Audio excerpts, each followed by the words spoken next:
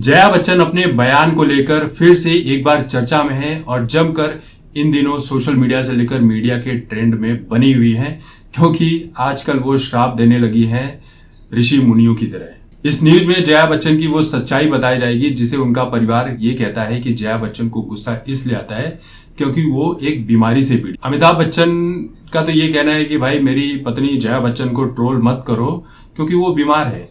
अभिषेक बच्चन ने एक इंटरव्यू में कहा था कि उनकी जो मां है जया बच्चन, वो क्लॉस्टेरोफोबिया नाम की एक बीमारी से पीड़ित है। इस बीमारी में होता ऐसा है कि किसी ने पीछे से धक्का मार दिया, उस बात का डर, अंदर से दरवाजा लॉक है तो इस बात का डर, एरोप्लेन में ट्रेवल कर रही हैं तो उस बात से डर लगता है, बहुत ज्यादा भीड़ से डर लगता है, कोई कैमरे की फ्लैश मार देता है तो उन बातों से डर लगता है। जया बच्चन 3 बार राज्यसभा में रोते हुए नजर आई थी। किस मुद्दे पर? रेप वाले मुद्दे पर।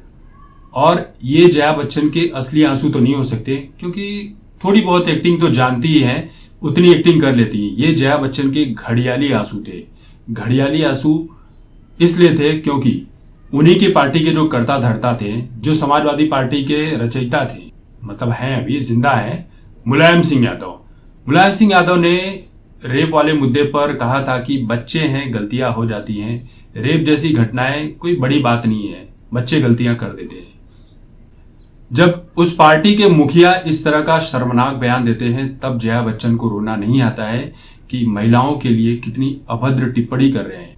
जया बच्चन की ही पार्टी के एक वरिष्ठ नेता थे आजम खान, आजकल जेल में हैं और अपनी दुर्दशा के शिकार हैं, बीमारी से पीड़ित हैं, कभी भी उनकी मौत हो सकती है। इन्होंने जया प्रदा के अंडरवियर पर क्या बयान दिया था वो आप सुन सकते हैं, सोच लीजिए। इस तरह की सोच रखने वाली पार्टी में जया बच्चन है, फिर भी घड़ियाली आंसू रोकती है। जिस पार्टी का चरित्र ही गुंडागर्दी का है, धक्का मुक्की का है, गलत आचरण का है, उस पार्टी से जो जया बच्चन जुड़ी है, उस पार्टी के नेताओं पर जया बच्चन को गुस्सा नहीं है।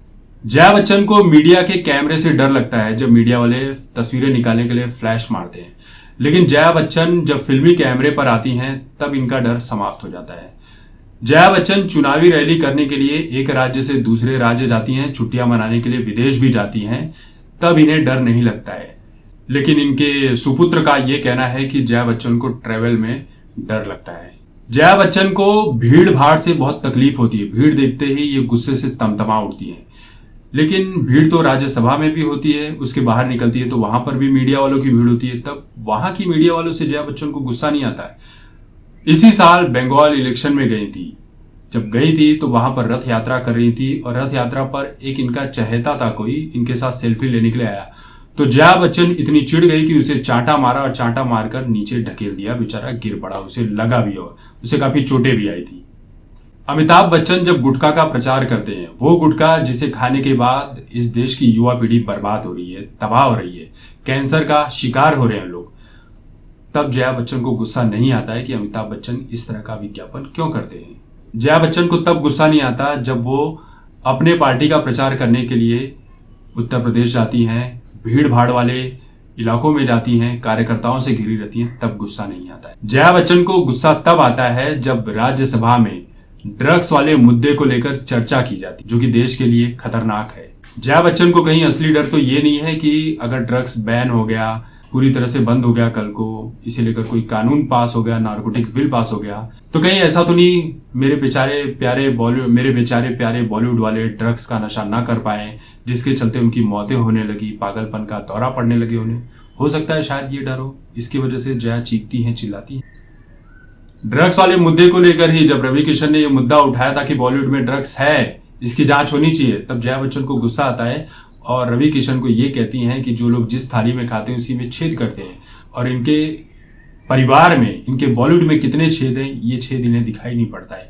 जिस पार्टी से जुड़ी है उस पार्टी में कितने छेद हैं ये नहीं दिखाई। ऐश्वर्या राय से जब ईडी पूछताछ कर रही है, अमिताभ बच्चन को समन दिया जाने वाला है पनामा पेपर लीक मामले में, हजारों करोड़ के घोटाले के मामले में, तब जया बच्चन को गुस्सा आता है। इनका परिवार ये कहता है कि जया बीमार है, उन्हें परेशान मत करो, उन्हें कोई परेशान करता है तो उन्हें गुस्सा आता है। तो भाई जब इतना गुस्सा आता है, जब वो इतनी बीमार हैं, इन्हें क्लस्टरोफोबिया नाम की बीमारी नहीं, इन्हें राजनैतिक फोबिया वाली बीमारी हो गई है, चिड़चिड़ेपन वाली बीमारी हो गई है, इन्हें घर पर बांध कर रखो, क्यों छोड़ रहे हो खुले में?